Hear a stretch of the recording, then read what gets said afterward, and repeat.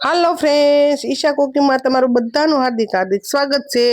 આજે આપણે બનાવીશું છોલે ભટુરે।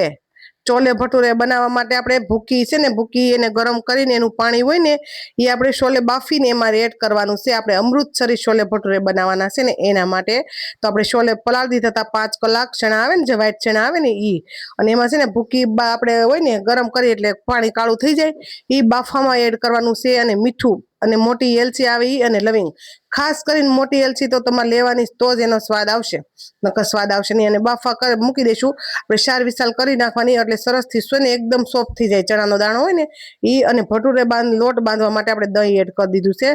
ભટુરે બનાવવા પડશે કે નહીં, એમાં દહીં એડ કરી દીધું છે। અને દહીંમાં છે ને આપણે થોડીક ખાંડ નાખી દેવાની, એકદમ સોફ્ટ બને ને ફૂલેલા। આપણે સોડા કે બેકિંગ પાવડર એ કોઈનો ઉપયોગ નથી કરવાનો, તો પણ આપણા ભટુરા ફૂલીને દડા જેવા થશે। એના માટે આપણે મીઠું અને ખાંડ એડ કરવાની છે, 2 જ વસ્તુ એડ કરવાનું છે।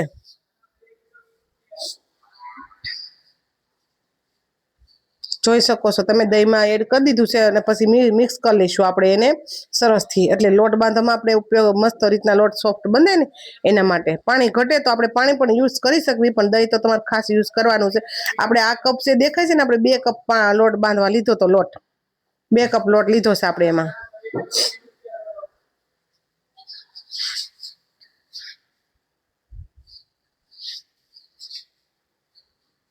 મોણ તમે એડ નહીં કરો ને તો પણ ચાલશે, દહીં અને ખાંડનો ઉપયોગ કર્યો છે ને એટલે આપણા સોફ્ટ ભટુરા બનશે સરસ થી।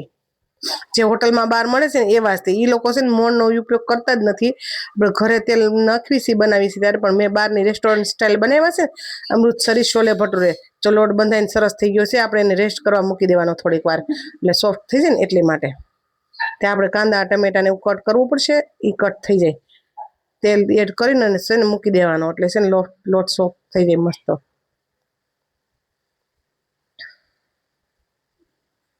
આપણે છે ને ટમેટા કટ કરી લઈશું હવે, ઝીણા કટ કરીને પછી છે ને મિક્સરમાં પીલી નાખવાના છે। એટલે કટ કરવામાં છે ને મોટા નાના જે રીતના તમને ઉપયોગ આવે ને એ રીતના તમે કટ કરી શકો છો।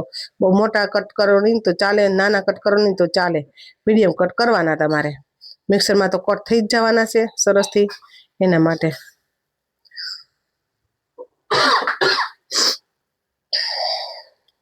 અને કાંદા કટ કરી લઈશું આપણે સાઈડમાં।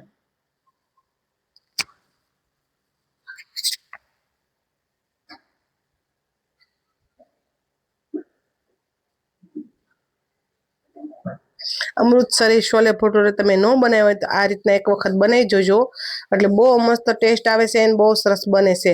એમાં સાની ભૂકીનું પાણી તો તમારે ખાસ એડ કરવું જ પડશે, અમૃતસરી છોલે ભટુરેમાં આવે જ।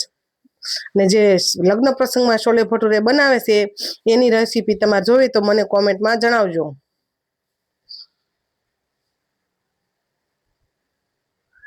કારણ કે આ ઘણી જાતના છોલે ભટુરે બનાવતા હોય ઘણાય, એટલે આપણે અમૃતસરી બનાવ્યા છે। અમારા ઘરમાં બધાને આ છોલે ભટુરે બધાને ભાવે। જો કાંદા અને ટમેટા 2 કટ કરી નાખ્યા છે આપણે, સાઈડમાં રાખી દઈશું। અને મગજતરીના બી લેવાના, જે પેલા ખરબૂસાના બી કહેતા ને હિન્દીમાં, એને આપણે મગજતરીના બી કે ગુજરાતીમાં, એ તમારે એડ કરવા પડે જરૂરથી, કારણ કે ગ્રેવી એની જ બનશે એના માટે। અને પેલા ઈ ક્રશ કરી નાખવાના તમારે, એટલે બ્લેન્ડર જાર કોરું હોય ને તો સરસથી પીસાઈ જાય ને એટલે। ઈ ક્રશ થઈ ગયા છે, સાઈડમાં રાખી દઈશું। અને હવે આપણે કાંદા કે ટમેટા 2 ક્રશ કરી લઈશું વારા ફરતી। પેલા ટમેટા ક્રશ કરી લઈશું, તમારે જેટલી ક્વોન્ટિટીમાં હોય ને એ પ્રમાણે તમારે કાંદા ટમેટા એડ કરવાના।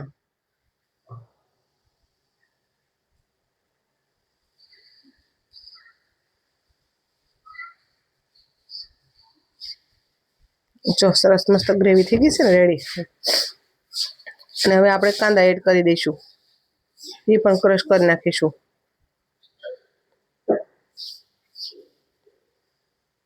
એમાં આપણે મરચી અને લીલું સૂકું લસણ અને આદુ 3 વસ્તુ એડ કર્યું છે। લસણ તો ખાસ તમારે એડ કરવાનું જ, તો જ એનો ટેસ્ટ આવે। મરચી સ્વાદ પ્રમાણે એડ કરવાની, આદુ ને મરચી અને લસણ। જો આપણા ચણા છે ને બોઇલ થઈ ગયા છે, જોઈ શકો છો કેટલો સરસ કલર આવ્યો છે, બ્રાઉન, એકદમ સોફ્ટ થઈ ગયા છે બાફાઈને, જોઈ શકો છો। જો એટલા સોફ્ટ થવા દેવાના તમારે ચણા બફાઈને। એટલે એક પેન લઈ લીધું છે, એમાં તેલ આપણે મૂકી દીધું છે।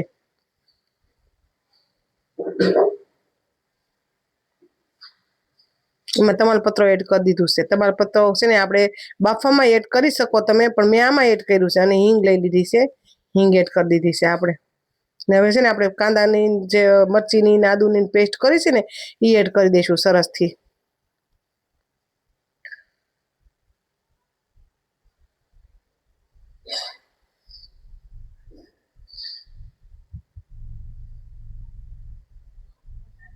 વિડીયોને લાઈક શેર સબસ્ક્રાઇબ કરતા જજો મિત્રો. યુટ્યુબ ફેમિલી તમે થોડોક સપોર્ટ કરો, આમાં મને સપોર્ટ કરો. હમણાંથી છે ને સપોર્ટ તમે કરતા જ નથી. મહેનત કેટલી કરવી પડે ફ્રેન્ડ્સ. વિડીયો બનાવવામાં બહુ મહેનત કરવી પડે, એડિટિંગ કરવામાં બહુ મહેનત કરવી પડે. અને આપણે જો મીઠું એડ કરી દીધું છે આમાં. કાંદા છે, ટમેટા, કાંદા અને મરચી આદુ છે ને એને છે ને એમાં એડ કરી દીધું છે. અને આપણે મીઠું એડ કરી દઈશું એટલે જલ્દી સોફ્ટ થઈ જાય ને એના માટે. સરસથી સોફ્ટ થઈ જાય છે. તેલ ઉપર આવી જાય એટલે ટમેટાની ગ્રેવી આપણે એડ કરી દેવાની.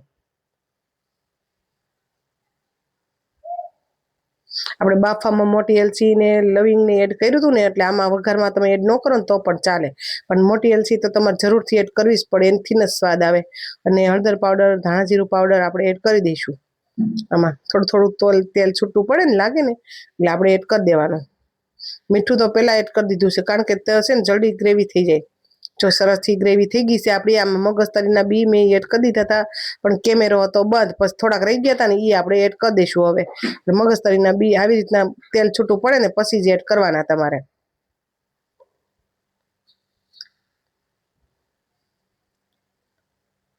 બ્લેન્ડર જાર ધોઈને પણ પાણી એમાં એડ કરી દઈશું. જો આવી રીતના ઘટ થઈ જાય ને પછી આપણે પાણી એડ કરશું. એટલે તમારા છે ને અમૃતસરી છોલે ભટુરે બનીને બહુ મસ્ત ટેસ્ટ આવશે ને બહુ સરસ બનશે. એક વખત જરૂરથી બનાવજો આ રીતે. જો પાણી એડ કરી દીધું છે અને આપણે મિક્સ કરી લઈશું. પછી બધું બોઇલ મળે ને થવા પછી જ આપણે છોલે એડ કરીશું એમાં.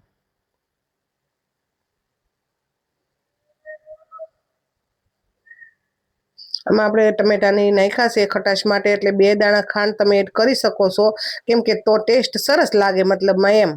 જો આપણે છે ને શેણા એડ કરી દીધા છે. પાણી હોતા જ તમારે એડ કરવાના. પાણી કાઢવાની જરૂર નથી હો ને એમાંથી. પાણી ન કાઢતા એટલે એનો ટેસ્ટ ફેર ન પડે. નકર પાણી કાઢી નાખશો તો ટેસ્ટમાં ફેર પડી જશે. અને ધાણા ભાજી ઉપરથી એડ કરી દીધી છે આપણે, જોઈ શકો છો તમે. તેલ મૂકી દીધું છે ભટુરે માટે. આપણે ભટુરે વણવા પડશે. હું તેલ ગરમ કરવા મૂકી દીધું છે અને ભટુરે બનાવી નાખીશું. હવે આપણે વણી નાખીશું થોડોક સોફ્ટ લોટ કરીને. જોઈ શકો છો મસ્ત સોફ્ટ થઈ ગયો, તમે જોઈ શકો છો પહેલા કરતા.